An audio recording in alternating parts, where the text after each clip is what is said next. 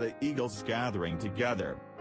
Dearest toward ones, how our hearts leap with joy when we hear Father speak through His manifested and chosen messenger, and tell us, "You are the fruit at the top of the tree, my fully restored bride."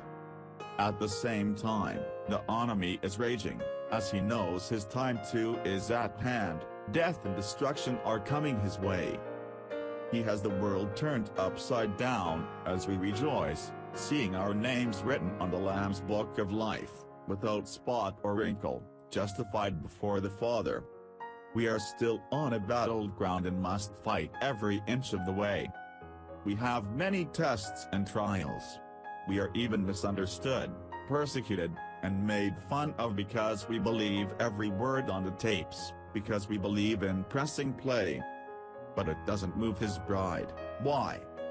You know, every time wind blows on a tree, it rocks the tree, and it loosens up the roots, so that they can just dig deeper and get a better hold. And that is the way, mockery, laughing, making fun of a Christian. What it does, is, persecution shakes the Christian, to make him pray more, dig down, get a better hold, so he can stand the storm. How thankful we are to know when the storms of life are blowing and our tests and trials come our way, it is just Father making our roots dig down a little deeper. For we know He is showing Satan, "These are my chosen ones and they cannot be moved." How I am looking forward to joining you tonight as we worship Him in our Wednesday night home prayer meeting. Brother Joseph. We commit ourselves to the Lord for His service. You know, I lost a wife once when I was a boy, Billy's mother. And I've been there in the house for 2 or 3 days, and, you know, the kiddies and everybody there, and everybody gone then is lonesome. It brought back all those memories. And that morning early I got up, Billy and Lois there was waiting for a minute.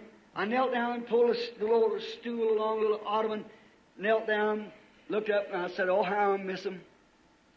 I said, "Heavenly Father, I'm on my road now to Shreveport. I pray You help me down there and bless me. Give me souls, Lord, for Your kingdom. Use me in any way You wish. I'm in Your hands." I said, way across the deserts is my faithful little wife waiting this morning. She's going up there to get ready at that operation. I said, "Lord, I told her last night, ask the doctor to put it off after Christmas. Did I do wrong? Would that turn malignant? If I did that and asked her to beg that doctor to turn off between that time to go malignant and I'd lose her, I'd never forgive myself for that." I said, "Lord, I've talked to You now for these 2 years. Yes, 16 years.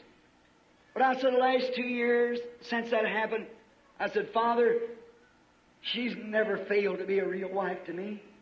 When I get ready to go on the services, never one time did she ever complain. Not one time. Always gets my clothes clean and my shirts laundered and everything, have them all ready for me. And then when I come home, I'm so tired I can't. And usually a woman wants her husband to be with her. And I come in, people crowding in. What I do? Get off on a hunting trip or a fishing trip. Did she ever complain? Not one time.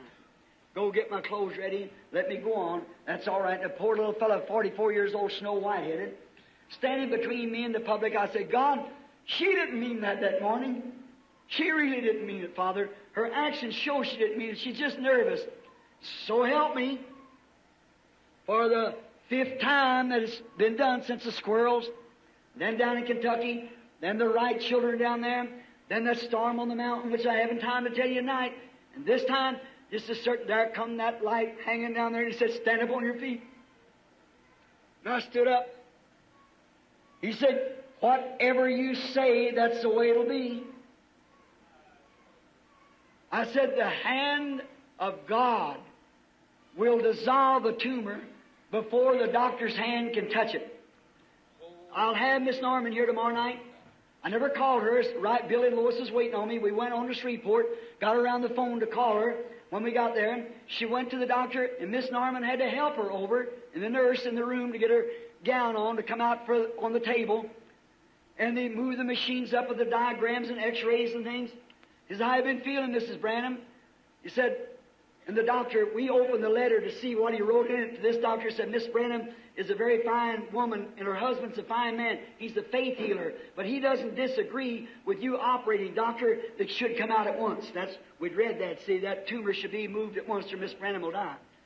And then, just as the doctor come out to raise back the sheet, to touch her side, a real cool something swept over, and the tumor was gone. Praise God. There's no tumor. And the doctor, she lay there and he touched. He said, Mrs. Branham, that tumor was on the left side, wasn't it? She said, yes, sir, it was. So, he turned her back onto the x-ray machine. He went and got his diagrams. He went all through the examination again. He said, Miss Branham, I can't explain it, but that tumor isn't there no more. That tumor's gone. Now, that's the truth, so help me. God Almighty knows it's the truth standing here.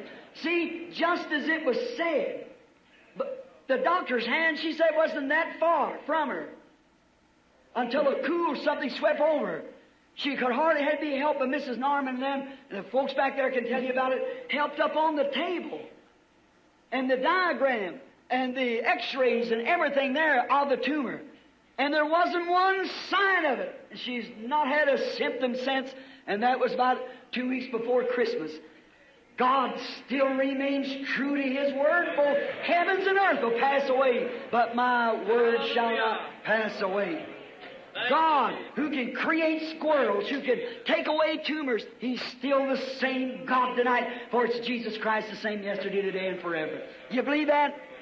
Praise God. Thank you, Jesus. Heavenly Father, who is my witness with this Bible over my heart, knows that word by word that's as true as I know how to say it. What good would it do me to say something wrong, friends? What am I saying this for? That it might encourage you to believe. Now, that great gift, others I've tried to explain and say how it was done. This can't be explained. Just wait. It will not be in operation so perfectly now. Wait till that council of churches brings on that persecution. That's when it'll happen. That's the reason I come back among you to pray for the sick. I have never had but one thing that He ever told me in my life. I know it hasn't happened yet. That's some sort of a building or a tent where there'd be a little building set, and I'd have to go into that and pray for the sick. That hasn't happened yet as far as I know. That's the only thing that I know. And when He says those words to say it, the Heavenly Father knows that I stand here tonight and He could kill me right here in this platform. Yes, sir, He certainly could do it. And I know that I'm well aware of that. And I know there's so many stories today that I ain't responsible for them. I'm only responsible for what I say. I've got to answer for what I say. And that is the truth, and the Heavenly Father knows that that is truth. Now, will you believe Jesus Christ, the Son of God, died for your sins and was wounded for your transgressions? With His stripes you were healed. Do you believe it? In this day when it looks like everything's black and dark and dull, but yet Jesus remains the same. Don't you believe that? He's here tonight. I want somebody to rise and tell me anything I ever spoke in the name of the Lord besides that, but what happened? And how many hundreds of times have you seen Him say it? It never did fail. What am I trying to tell you? It's totally impossible for a human being to do that. It's Jesus Christ amongst the people. It's Christ among us. Today when denominations are saying, come here and come there, it's the old trend of some school or something which is perfectly all right. It has to be there. It's part of the symphony. But to me, He's the living tonight, just as powerful and strong to make every word real that He did back there. Let us pray. Lord Jesus, You said heavens and earth will pass away. My word shall not. That's how the disciples knew that You was who You were, because You discerned the thoughts that was in the heart. The Bible said in Hebrews 4 that the Word of God is sharper, more powerful than a two-edged sword. Even a discerner of the thoughts and the intents of the heart. The Word of God in the prophets done the same thing. In all the sages gone by, it did the same thing. In the Lord Jesus Christ, it did the same thing. Father God, let Your Word speak tonight that the sick might see, that You're interested in their healing, and have healed them, Father, and let them have faith to believe it. In Jesus' name, amen. Shalom.